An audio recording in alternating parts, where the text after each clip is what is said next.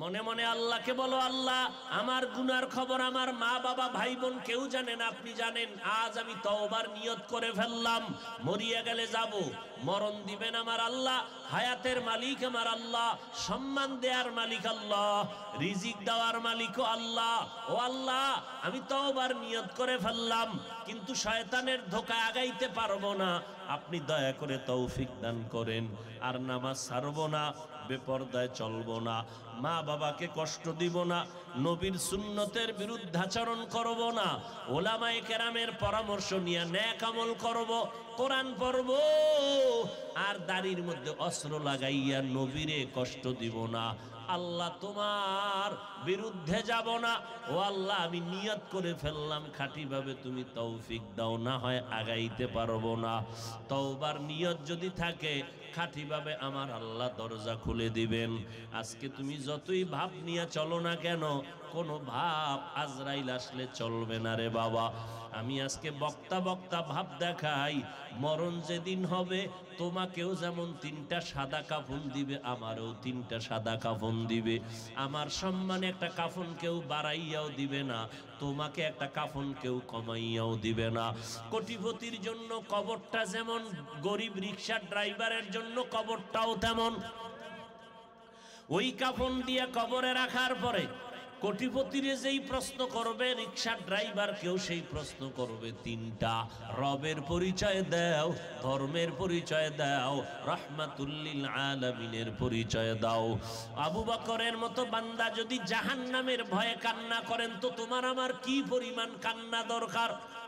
ওমরে ফারুক এত বড় বান্দা, এত বড় বীর বাহাদুর, যেই ওমরের হুঙ্কারে গোটা জমিন কেঁপে উঠত, যেই ওমর রাস্তা দিয়া চললে শয়তান পর্যন্ত আলাদা রাস্তায় পালায়ে যেত। কি মনে করো যে একটা বান্দা কেমন পাওয়া, শয়তান দেখলেই দৌড়।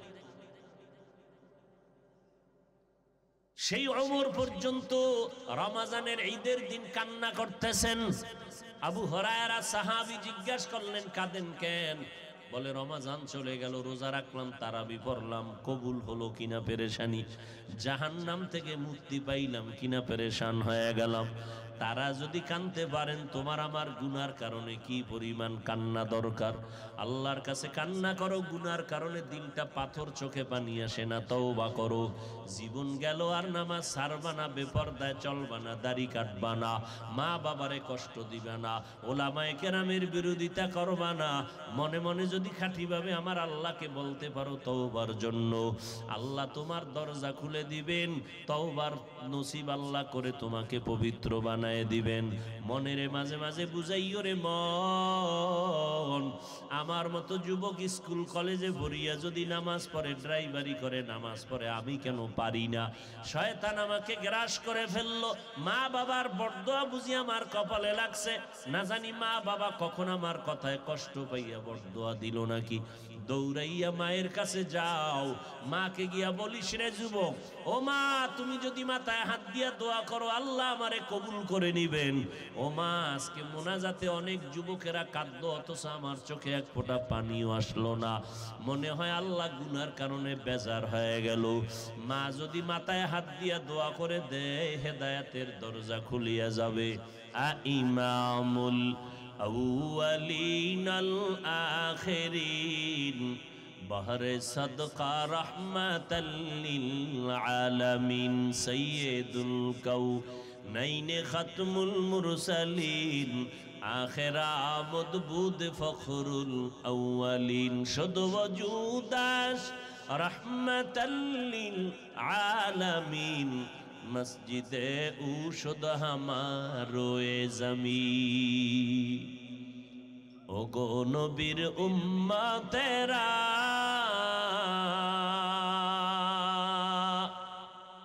হয়ে আজি দিশাহারা,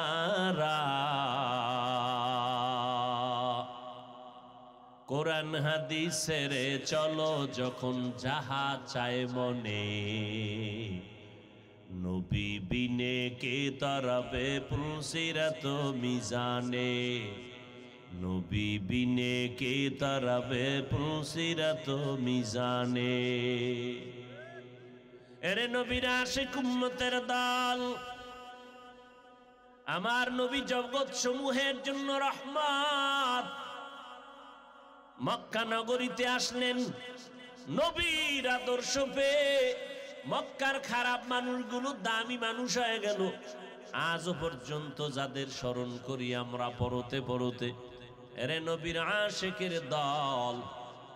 আবু বকরের এত মর্যাদা, ওমরের এত মর্যাদা, আজকে তাদের ইতিহাস না বললে কেমন জানো আলেমের বয়ান পরিপূর্ণ হয় না। কেমন জিন্দেগি তাদের।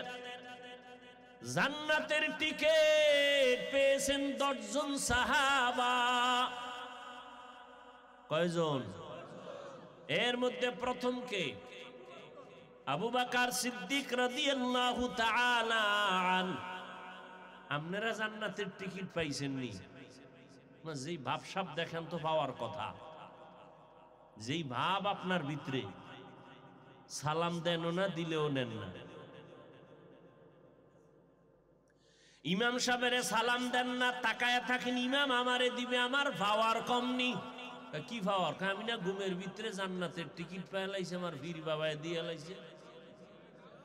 আমার পীর সাহেব কইছে তোর নামাজ লাগবে না, আমি যদি তোরে জান্নাতে না নিতে পারি তো আমি কি এর পীর? পীর সাহেব জানে না যে সে শয়তানের পীর। কথা কান না কেন? পীরের কাছে যাব,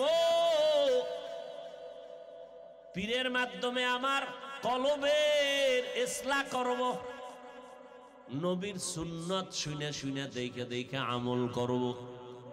আমি জান্নাতের পথ চিনি না, পীর আমাকে জান্নাতের পথ চিনায় দিবেন। কিন্তু কারো ক্ষমতা নাই কাউকে জান্নাতে নিয়ে যাবে। ভাইরা আমার, আল্লাহওয়ালা ওলিয়া উলিয়ার বিরোধিতাও করা যাবে না, আবার ওলিয়া উলিয়াকে মোহাব্বত করতে গিয়া আমার রসুলের থেকে মোহাব্বত বাড়াইয়াও করা যাবে না। ভাইরা আমার, জান্নাতের টিকিট পেয়ে গেলেন আবু বকর, ওমর। এরা জান্নাতের টিকিট পাইয়া তো এগো উচিত ছিল নাক টেনে ঘুমাবে আর আমল লাগবে না, টিকিট আয়া পড়ছে। কিন্তু ইতিহাস বড় কঠিন। আল্লাহর নবী বলেন, আমি রাতের গভীরে হঠাৎ শুনতেছি মসজিদে নববীর ভিতরে গভীর রাতে কান্নার আওয়াজ। আমি নজর করে দেখতেছি আবু বকর তাহাজ্জুদে দাঁড়ায় দাঁড়ায় কাঁদতেছে। নামাজ আনতে আমি জিজ্ঞাসা করলাম, আবু বকর আপনি নামাজে কেন কাঁদলেন? আবু বকর বলেন, পয়গম্বর, আল্লাহর আদালতে দাঁড়াইয়া হিসাব দেওয়ার ভয়ে আমি কান্না করতেছি। আপনার আবার ভয় কেন? জান্নাতের টিকিট রেডি। আবু বকর বলেন, ও পয়গম্বর, আপনিই তো বয়ান করেছেন কিয়ামতের ময়দান এত ভয়ঙ্কর, এত কঠিন হবে যে নবীদের কোনো গুনাহ নাই, তারাও নাফসি নাফসি বলে কাঁদবেন। আম্মা জান আয়েশা রাদিয়াল্লাহু আনহা বলেন, আমি একদিন হঠাৎ আমার রুমের ভেতরে, হুজরার ভেতরে তাকায় দেখি নবীজি গুনগুন করে কান্না করেন। আমি ভয় পেয়ে গেলাম, না জানি কোনো বেয়াদবি করে ফেলেছি আমি। আয়েশা, আমি নবীর কাছে গিয়া আদবার্থে জিজ্ঞেস করলাম, নবী বেয়াদবি মাফ করবেন, কাঁদেন কেন? আমি কোনো বেয়াদবি করছি নাকি? নবী বলেন, আয়েশা তুমি কেন বেয়াদবি করবা? নবীকে জবাবে আয়েশা রাদিয়াল্লাহু আনহা বলেন, পয়গম্বর, আমার অজান্তে হতে পারে, কারণ আমার বয়স বেশি না, আমি অল্প বয়সের একজন নারী। 6 বছরে আপনার সাথে বিয়া হলো, 9 বছর বয়সে আপনার ঘরে আসছি। 9 বছরের মাইয়া আর কত বড় হতে পারে? আম্মা জান আয়েশার বয়স যখন 18 হলো, তখন আমার নবী বিদায় হয়ে চলে গেলেন। একটু হিসাবটা বুঝলে বলেন, আম্মা জান আয়েশা রাদিয়াল্লাহু আনহা আমার নবীর ঘর করলেন কয় বছর? নেই, শেষ, একেবারে সব শেষ। কয় বছর? 6 বছরে বিয়া হলো, 9 বছরে নবীর ঘরে আসলেন, 18 বছরে নবী বিদায় নিলেন। নবীর ঘরে থাকলেন কয় বছর? 9 বছর। আর আমার সোনার বাংলাদেশে বর্তমানে 18 বছরে আমার বোনের বিয়েই হয় না। আছে না নাই? আর আম্মা জানের 18 বছর যখন হলো নবী বিদায় হলেন, মাত্র 9 বছর নবীর ঘর করলেন। ও পর্দার আড়ালের আম্মা জানেরা আসেনি? এরে আম্মা জান, আপনি বাংলাদেশের নাগরিক, দুনিয়ার কেউ আপনাকে চিনে না, জানে না, কিন্তু আল্লাহ জানেন আপনার মর্যাদা কত। আপনি আম্মা জান আয়েশার মতোই নারী, খাদিজা রাদিয়াল্লাহু আনহার মতোই নারী, সাহাবায়ে কেরামের মায়ের মতোই তো আপনি একজন মা, হাফেজে কোরআনের মায়ের মতোই তো আপনি একজন মা, বড় পীরের মায়ের মতো আপনি মা, জুনায়েদ বাগদাদির মায়ের মতো আপনি একজন মা, বড় বড় ডিসি, এসপি, উকিল, ব্যারিস্টার, মন্ত্রী, এমপির মায়ের মতো মা, বড় বড় দার্শনিকদের মায়ের মতো আপনি মা। আপনার মর্যাদাটা তো কম না, আপনার মর্যাদা অনেক। আমি সারাটা রাত যদি আপনাদের মর্যাদার বয়ান করি শেষ করা যাবে না। আল্লাহ কি পরিমাণ মর্যাদা নারীদের দান করেছেন। তবে এতটুকু বলে গেলাম, 2-3 কথায় ভালো করে রেকর্ড করে কলবে রাখো, লিখে রাখো। আল্লাহর কসম 1 বার, আল্লাহর কসম 2 বার, আল্লাহর কসম 3 বার, ওয়াল্লাহি বিল্লাহি তাল্লাহি, আল্লাহ নারীদের যেই মর্যাদা দিয়ে গেছেন নবীর মাধ্যমে, কিয়ামত পর্যন্ত সারা দুনিয়াবাসী যদি আলাদাভাবে আলাদা আরো সম্মান দিতে চায়, 3 বার কসম করে বললাম, আল্লাহর থেকে বেশি সম্মান কেউ দিতে পারবে না, বরং উল্টা করবে নারীদেরকে অপমান। নারীদেরকে অপমান করবে, আর কিছুই পারবে না। মোবাইলওয়ালা মোবাইল বানাইয়া বিক্রি করার সময় প্যাকেটের ভিতরে নিয়ম কানুনের একটা ক্যাটালগ দিছে না, দেয় নাই? তুমি পণ্ডিতি করে যদি কও তোর ক্যাটালগের গুল্লি মারি আমার সিস্টেমে চলবে। প্রাইভেট গাড়িওয়ালা গাড়ি বানাইয়া ক্যাটালগ দিয়া দিছে কোন সিস্টেমে সুস্থতার সাথে গাড়ি চলবে দীর্ঘমেয়াদী। তুমি কইলা তোর মেয়াদের গুল্লি মারি, তোর ক্যাটালগের গুল্লি মারি। তুই ক্যাটালগে বলছো রাস্তায় চালাইতে, আমি চালাবো পানিতে। এই অতি চালাক মানুষ বানাইছেন আল্লাহ, সম্মান শ্রেষ্ঠ মর্যাদা দিছেন আমার আল্লাহ, মানুষের কল্যাণে সূর্যের আলো দিছেন আল্লাহ, আমাদের কল্যাণে বাতাস দিছেন আমার আব্বা। আল্লাহ দিয়েছেন আমার পেটটা ঠান্ডা রাখার জন্য, আমার খানার আয়োজন কে করেছেন? আমার শরীর সুস্থ রাখার জন্য ঘুমের আয়োজন কে করেছেন? পণ্ডিতি কইরা কবি রাতে ঘুমাবো না, তোর জিন্দেগিতে এমন রোগ হবে, রোগের ঔষধ কিয়ামতের আগে কোনো ডাক্তার দিতে পারবে না। কারণ রাতের ঘুম শরীরের জন্য মহা মহা এক ঔষধ। এই যে রাত্রে ঘুমাইতে পারি না, টের পাই, এই যে ঘুমের তুই টেহে নেইস, সারাটা রাত সজাগ, 3 ঘন্টা উঠা ঘুমাইয়া এরপরে গেছি আবার মাদ্রাসায় ক্লাস করতে, মাগরিব পরে ঘুমাইছি, উঠা আবার অজে আসলে। ওই রাতের ঘুমের তো বরকত পাইতেছি না, মাথা এখনো ঘুরাইতেছে, কথা বলতেছি কিন্তু মাথা ব্যথা চলতেছে। অটো আল্লাহর কুদরতি এক নিয়ামত, রাতের ঘুমটা অটো শরীরের জন্য একটা ঔষধ। তুমি সারাদিন 12 ঘন্টা ঘুমাইবা, তারপর রাতের 1 ঘন্টার বরকত পাইবা না। কিন্তু তোমার বাপ মায়ে তোমার বাস দিয়ে দিছে জীবনের তরে, মোবাইল হাতে দিয়ে, যা তোর জীবনটারে খাইয়া দিলাম আমি বাপ হইয়া, যা। ওই যে একটু আগে উদাহরণ দিছিলাম না, কাঠ খাইয়া ফেলায়, বাস তোর জিন্দেগি শেষ। কয়েকদিন পর দেখবি বিয়া করার আগে কিডনি শেষ। বিয়া বিয়া ভাবটা যখন আসবে দেখবি তোর যৌবনের ভাটা লাগছে, নাই কিচ্ছু নাই, চোখের পাওয়ার নাই, হার্ট দুর্বল, ভয় তুলনামূলক বাইরে যাবে। পড়ালেখা তো নাই, পড়ালেখা নাই, পড়তে বইলেই মাথা ব্যথা, পড়তে বসলেই মাথা ব্যথা। কেন? চোখ ব্যথা, চোখ থেকে পানি পড়তেছে। কি বিষয়? ওই গজবের মোবাইল পুরা জিন্দেগিটাকে ধ্বংস করে দিয়েছে। তুমি হাসো কেন বাবা? আমি যদি অযৌক্তিক বলি, তোমার যদি বিরুদ্ধে বলি, তাহলে হাসো। আর যদি বলো না তোমার কল্যাণে সঠিক বলেছি, তো তোমার আমার কপালে এসে চুমা দেওয়া দরকার এবং তোমার তওবা করা দরকার। আমি তো তোমার ক্ষতির কোনো কথা বলি নাই। তোমার আব্বা আম্মা তোমারে জবাই করে, আর আমি তোমাকে বাঁচানোর জন্য বয়ান করলাম। মা বাবায় জানে না তোমারে জবাই করতেছে। আজকে দেখো তো এই মোবাইলকে কেন্দ্র করে তুমি শিক্ষকের সাথে কি পরিমাণ বেয়াদবি করো। যুবক, এই মোবাইলকে পুঁজি বানাইয়া মাকে কত পরিমাণ গালি দিছো, হিসাব কর। বাবার সাথে কি পরিমাণ বেয়াদবি করেছো, হিসাব কর।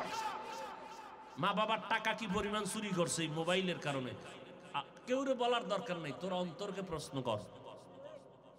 এই মোবাইলের কারণে তোর চোখের সাথে কত জিনা করেছো, হিসাব কর। এই মোবাইল হাতে নিয়ে তোর জিহ্বা দ্বারা কি পরিমাণ মিথ্যা কথা বলেছো, হিসাব কর।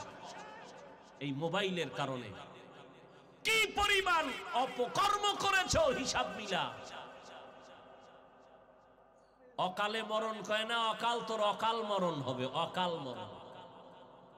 যদিও কথার বাস্তবতা নিষেধ, এটা একটা চূড়ান্ত ধোকার কথা, ভ্যালুহীন কথা। অকাল মরণ মানে এটা একটা আল্লাহর উপরে কেমন যেন ঘুরাইয়া ফিরাই একটা অপবাদের মতো। মানে এই টাইমে মরার কথা ছিল না, আল্লাহ নিয়ে যায় একটা অকাল মরণ দিলেন। কিন্তু ওই কথাটা বললাম, তোর অকাল মরণ হবে এই মোবাইলের কারণে। দেখো না তোর খেলার কত বন্ধু আজকে নাই, ভালো ভালো চলে যাচ্ছে। কয়দিন হায় হায়, লেখাপড়া ধ্বংস করে ফেললারে বাবা। মসজিদে যাইও শান্তি নাই, মক্কায় গিয়া হাজী সাহেবের শান্তি নাই, সেখানেও মোবাইলের গজব।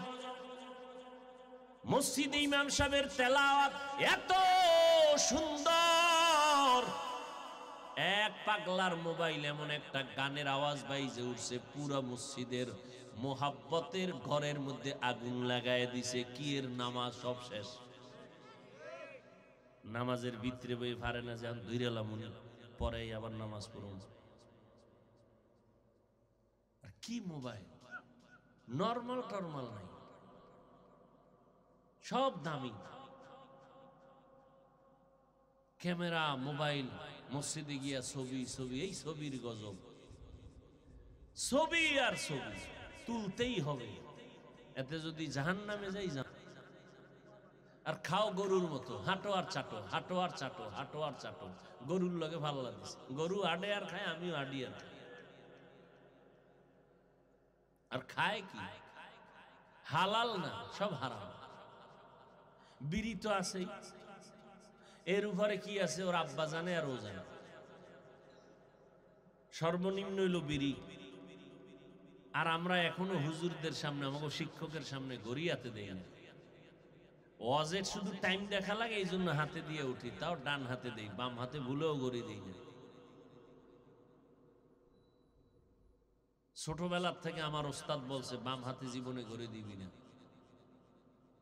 হালাল হারাম কিছু না, গুনাহ সওয়াব তাও কিছু না, কারণ ঘড়ি জন্মই হইছে বাদশাহ হারুন রশিদের যুগে। তো হুজুর বুঝাইছে, মুরব্বী টাইম জিগাইলো, তুই বাম হাতটা সামনে নিবি, এটা আদব না, ডান হাতটা সামনে নিবি, এটা আদব। এটা গুনাহ টুনার কিছু নাই, যত বিনয়ী হব ততই দোয়া পাবো। আর তুমি ইমাম সাহেবের সামনে বিড়ি টানতেছ, পারো না যে হুজুরের কইবা হুজুর একটা দিবেন নি, টান। এরকম ভাব সাবলো টানতেছ, কি যে ভাব দেখাও না। বলতে পারি না যে তোরে বান্দরের মতো দেখা যাইতেছে। এক তো বিড়ি, অন্যদিকে চুল কাটছো বান্দরের মতো, তোর চেহারাটা পুরা বান্দরের সাইজ হয়ে গেছে। সারা রাত মোবাইল চালায় কার্টুন হয়ে গেছে, নিজেরে ভাবতেছে সে স্মার্ট যুবক, নায়ক নায়ক ভাব, কি বাহাদুরি ভাব নিয়ে যে হাঁটে, কোনো সীমা নেই। আল্লাহ হেদায়াত দান করুন। ফজরের নামাজ পড়লি না রে বাবা, কোথায় গেল জোহর, কই গেল আসর, কই মাগরিব, কই এশা, কোথায় মা কোথায় বাবা? আমরা ঘর থেকে বের হইলেই তো মা বাবাকে বলি একটু অমুক জায়গায় যাই, এত টাইম পরে আসবো, তোমার তো খবরই নেই। মায়ের সাথে কথা বলার আগে আসসালামু আলাইকুম। কয়দিন মায়েরে সালাম দিছরে যুবক বলো? বাবার সাথে মোবাইল করলাম, আসসালামু আলাইকুম। কয়দিন বাবারে সালাম দিয়েছো? মা বাবার কাছে কয়দিন দোয়া চাইছো? মা বাবা দোয়া কইরেন, সামনে পরীক্ষা। মাস্তানি করিস না রে বাবা, মা বাবার দোয়া ছাড়া জীবনে সম্মানের চেয়ারে বসতে পারবি না।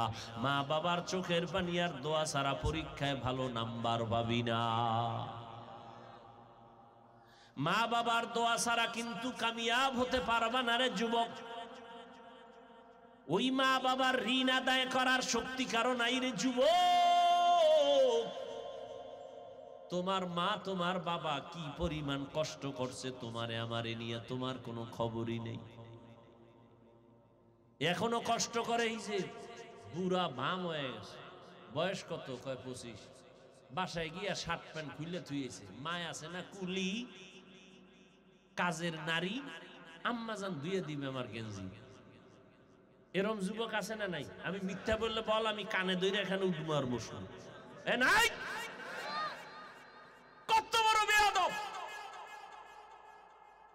এখন উচিত তুই মায়ের কাপড় ধুয়ে দিবি, আর তুই কোনানে আড্ডা মাড্ডা দিয়ে বাসায় আইয়া সাতটারে খুলে ফালায় রাখছে। মায়ে ধুয়ে দিবি, মায়েরে বানাইছে কাজের নারী। ভাত খাইয়া দৌড়ে নেমে গেছে, প্লেটটা ধোয় না, মায়ের জন্য রেখে দিছে, মায়ে ধুইব প্লেট। এটা কেমন জুতা দরকার? এ বলে একটা সভ্য যুবক, এর থেকে উম্মত কি শিখবে? এ বলে বাবার সুসন্তান, মায়ের জন্য ফেলে রেখেছে জামা কাপড়, খানার প্লেট মা ধুইয়া দিবে। মায়ের কুলি পেয়েছ, জীবনে একটা দোয়া করতে পারলি না মা বাবার জন্য, ভালো করে একটা মোনাজাত দিতে পারলি না। বড় আফসোস, জীবনে তোর দ্বারা কিচ্ছু হবে না, দুনিয়া মানুষ কিচ্ছু পাবে না কষ্ট ছাড়া। না মানুষকে একটা ভালো ব্যবহার দিতে শিখছ? বাবার সাথে যেটি বেয়াদবি করেনি, সবার সাথে বেয়াদবি করে। আলেমদের সাথে যতগুলো বেয়াদব আছে বেয়াদবি করে, ফেসবুকে লেখে, সবগুলো খোঁজ নিয়ে দেখেন না বাপ মার সাথে বেয়াদবি করে। আর ওই মা বাপ কিছু কয় না, অন্তর দিয়ে বড় দোয়া করে। মা বাবার অভিশাপ লাগছে, এই জন্য এবার আলেমের বিরুদ্ধে লাগছে। কোন সুসন্তান আলেমের বিরুদ্ধে লাগতে পারে না। মা বাবার অভিশপ্ত সন্তানেরাই আলেমের বিরুদ্ধে লেখালেখি করে। মা বাবার অভিশপ্ত সন্তানেরা।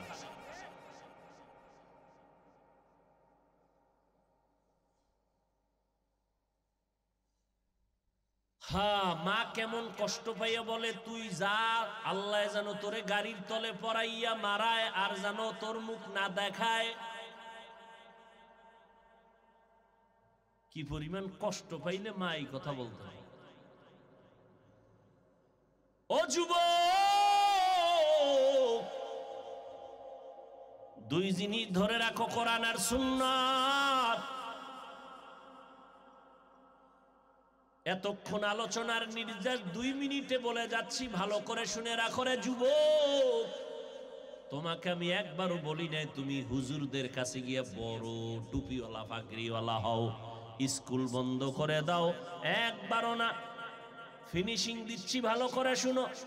তুমি স্কুলে পড়ো, এই লেখাপড়া কলেজে পড়ো, সারমানা ধরে রাখো, ডাক্তার হও, ইঞ্জিনিয়ার হও, প্রফেসর হও। আমি কলিজা ভরে দোয়া করি আল্লাহ কবুল করেন, তবে বেয়াদব হইবা না, এটা আমার অনুরোধ।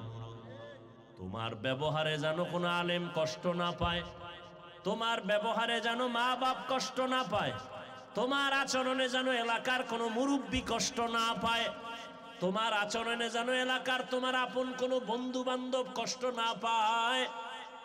আদর্শ ডাক্তার হও, আদর্শ ইঞ্জিনিয়ার হও, আদর্শ প্রফেসর হও, তুমি ডিসি হও, তুমি এসপি হও, তুমি একজন কর্মকর্তা হও, তোমার আদর্শ যেন মরিয়া গেল মানুষ স্মরণ করে দোয়া করে। কত যুবকের দেখলে মন চায় জুতাটা আমি মুইসা দেই, ওর ব্যবহার এত ভালো। কত যুবকের ব্যবহার দেখলে কলিজা ঠান্ডা হয়ে যায়, মনে হয় যেন আমার গামছা দিয়া ওর অজুর পানিটা আমি মুছাইয়া দেই। আজানের আগে মসজিদে হাজির, নিজের কাছে ঈর্ষা হয়, আমি জামাতে যাইতে পারি না। যুবক এক বেলার নামাজও জামাত ছাড়া পড়ে না, আর আমি এত বড় আলেম হইয়াও জামাতে ঠিক মতো নামাজ পড়তে পারি না। তোমার মতো স্কুল কলেজে পড়ুয়া ছাত্র এবং ছাত্রী 5 ওয়াক্ত নামাজি নাই, তো ওদের পাও দোয়া পানি পান করবি, 3 বার খালি ফেডে ওরা পাও দুইবে যেই পানি পান করবি, আর নিজের অন্তরের বুঝাবি তোর জন্য এটা শাস্তি। আমার ক্লাসের ছেলে মেয়ে যদি নামাজ পড়ে আমি পারি না কেন? ওদের পাও দোয়া পানি পান কর, আর কেমনে বুঝাইলে লজ্জা হবে বল? তোমার আমার মতো যুবক চাকরি করে, র্যাব, আর্মি, পুলিশ, বিডিআর, ড্রাইভারি করে, কৃষি কাজ করে, নদীর মধ্যে মাছ ধরে, এক বেলার নামাজ ছাড়ে না, দাড়িও কাটে না। এই তোর বোনের বয়স 27, তোর বয়স 23, ছোটকে ভাই না বোন?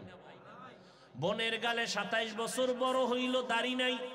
তোমার 23 বছরের যুবকের গালে আল্লাহ দাড়ি দিছেন, একটা ভুল করছেন আল্লাহ মনে হয় না? তা দাড়ি কাটো কেন? কি মাইয়া হইতে চাও? তো মাইয়া হইতে চাই তো দাড়ি কাটা লাগবে না, আমার কাছে তাবিজ আছে তো।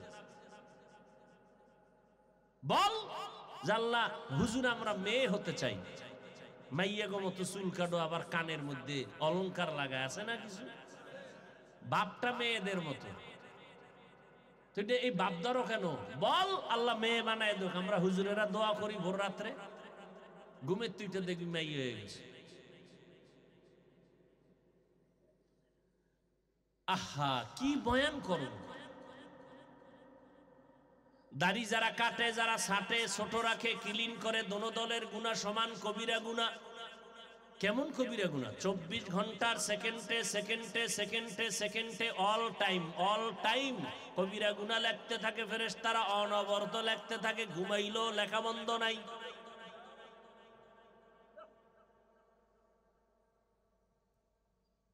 ও যুবক, আল্লাহ পুরুষের সৌন্দর্য দাড়ির মধ্যে দিছেন, নারীদের সৌন্দর্য চুলের মধ্যে দিয়া দিছেন। তুই যদি দাড়ি কাটো, বিয়ার সময় বউরে কবি তোর চুল কামা।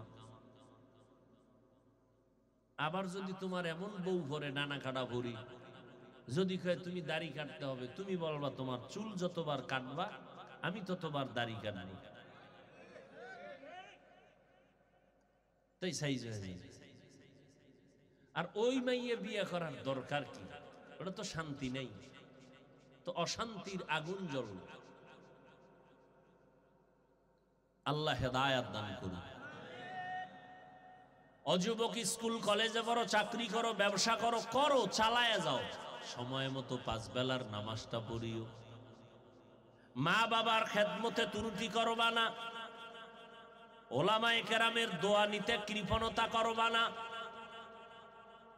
দেখা হইছে যে লাইনের হোক, সালামু আলাইকুম হুজুর, আমি অমুক এই কাজ করি, আপনার দোয়া চাই, আল্লাহ যেন হেদায়েতের উপরে রাখেন। হুজুরে দোয়া করুক আর না করুক, হুজুর এতটুকু তো বলবে তুমি একটা ভদ্র সন্তান।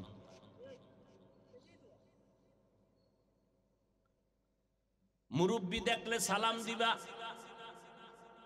চাচা কেমন আছেন, দোয়া চাই, কালকে পরীক্ষা আমার, কালকে ইন্টারভিউ আমার, দেখা হয়েছে দোয়া চাইবা, এতে টাকা লাগে নাকি? পেছনে যত অপরাধ করেছো আমার আল্লাহ শুরুতেই বলেছিলাম, আমার আল্লাহ যত বড় তার দয়া তত বড়। তওবা করো। একদিন দুদিন, এক বছর দু বছর করে করে গুনাহ করতে করতে আজকে তুমি পাহাড় বানাইছো। আল্লাহ কয় 40-50 বছরও যদি গুনাহ করো, তওবা করবি 1 সেকেন্ডে পুরা জীবনটারে পবিত্র বানায় দিব। যেখানেই থাকো 5 ওয়াক্ত নামাজ পড়া চাই, ছেড়ে দেওয়ার কোনো সুযোগ নেই। 5 ওয়াক্ত নামাজ যেখানে থাকো, নামাজ ছাড়া যাবে না। দেখবা জিন্দেগি আরো সম্মান বেড়ে যাবে। তুমি তো চাও সম্মান, কিন্তু যা করো তাতে সম্মান হবে না। সম্মান দেওয়ার মালিককে, সে আল্লাহকে রাজি করে চলো।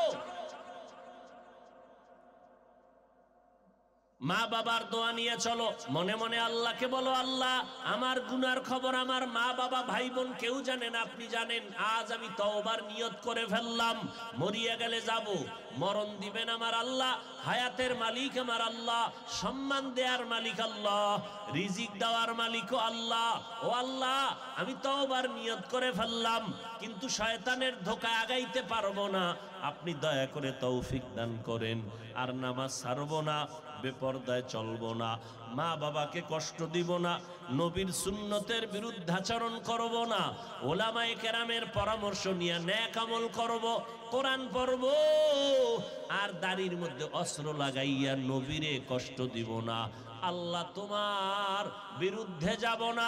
ও আল্লাহ, আমি নিয়ত করে ফেললাম খাঁটিভাবে, তুমি তৌফিক দাও, না হয় আগাইতে পারবো না। তওবার নিয়ত যদি থাকে খাঁটিভাবে, আমার আল্লাহ দরজা খুলে দিবেন। আজকে তুমি যতই ভাব নিয়ে চলো না কেন, কোনো ভাব আজরাইল আসলে চলবে না রে বাবা। আমি আজকে বক্তা বক্তা ভাব দেখাই, মরণ যেদিন হবে তোমাকেও যেমন 3টা সাদা কাফন দিবে, আমারও 3টা সাদা কাফন দিবে। আমার সম্মানে একটা কাফন কেউ বাড়াইয়াও দিবে না, তোমাকে একটা কাফন কেউ কমাইয়াও দিবে না। কোটিপতির জন্য কবরটা যেমন, গরিব রিকশার ড্রাইভারের জন্য কবরটাও তেমন। ওই কাফন দিয়ে কবরে রাখার পরে কোটিপতিরে যেই প্রশ্ন করবে, রিকশার ড্রাইভার কেউ সেই প্রশ্ন করবে 3টা, রবের পরিচয় দাও, ধর্মের পরিচয় দাও, রাহমাতুল্লিল আলামিনের পরিচয় দাও। আবু বকরের মতো বান্দা যদি জাহান্নামের ভয়ে কান্না করেন, তো তোমার আমার কি পরিমাণ কান্না দরকার। ওমরে ফারুক এত বড় বান্দা, এত বড় বীর বাহাদুর, যেই ওমরের হুঙ্কারে গোটা জমিন কেঁপে উঠত, যেই ওমর রাস্তা দিয়া চললে শয়তান পর্যন্ত আলাদা রাস্তায় পালায়ে যেত। কি মনে করো যে একটা বান্দা কেমন পাওয়া, শয়তান দেখলেই দৌড়। সেই ওমর পর্যন্ত রমজানের ঈদের দিন কান্না করতেছেন। আবু হুরায়রা সাহাবী জিজ্ঞাসা করলেন, কাঁদেন কেন? বলে, রমজান চলে গেল, রোজা রাখলাম, তারাবি পড়লাম, কবুল হলো কিনা পেরেশানি, জাহান্নাম থেকে মুক্তি পাইলাম কিনা পেরেশান হয়ে গেলাম। তারা যদি কানতে পারেন, তোমার আমার গুনার কারণে কি পরিমাণ কান্না দরকার। আল্লাহর কাছে কান্না করো, গুনার কারণে দিলটা পাথর, চোখে পানি আসে না, তওবা করো। জীবন গেল আর নামাজ ছাড়বা না, বেপরদায় চলবা না, দাড়ি কাটবা না, মা বাবারে কষ্ট দিবা না, ওলামায়ে কেরামের বিরোধিতা করবা না। মনে মনে যদি খাঁটিভাবে আমার আল্লাহকে বলতে পারো তওবার জন্য, আল্লাহ তোমার দরজা খুলে দিবেন, তওবার নসিব আল্লাহ করে তোমাকে পবিত্র বানায় দিবেন। মনের মাঝে মাঝে বুঝাইও রে মন, আমার মতো যুবক স্কুল কলেজে ভরিয়া যদি নামাজ পড়ে, ড্রাইভারি করে, নামাজ পড়ে, আমি কেন পারি না? শয়তান আমাকে গ্রাস করে ফেললো, মা বাবার বরদোয়া বুঝি আমার কপালে লাগছে, না জানি মা বাবা কখন আমার কথায় কষ্ট পাইয়া বরদোয়া দিল নাকি। দৌড়াইয়া মায়ের কাছে যাও, মাকে গিয়া বলিস, রে যুবক, ও মা, তুমি যদি মাথায় হাত দিয়া দোয়া করো, আল্লাহ আমারে কবুল করে নিবেন। ও মা, আজকে মোনাজাতে অনেক যুবকেরা কাঁদলো, অথচ আমার চোখে এক ফোঁটা পানিও আসলো না। মনে হয় আল্লাহ গুনার কারণে বেজার হয়ে গেল। মা যদি মাথায় হাত দিয়া দোয়া করে দেয়, হেদায়েতের দরজা খুলিয়া যাবে। আল্লাহর কাছে বলতে থাকো, তওবা করো, নিয়ত করো, আল্লাহ আমাদেরকে তওবাওয়ালা জিন্দেগি দান করে দাও, মা বাবার বাধ্য হইয়া চলার তৌফিক দান করো, ওলামায়ে কেরামের পরামর্শ নিয়ে চলার তৌফিক দাও, নবীর সুন্নাত অনুযায়ী তৌফিক দান করো চলার মতো। আমিন।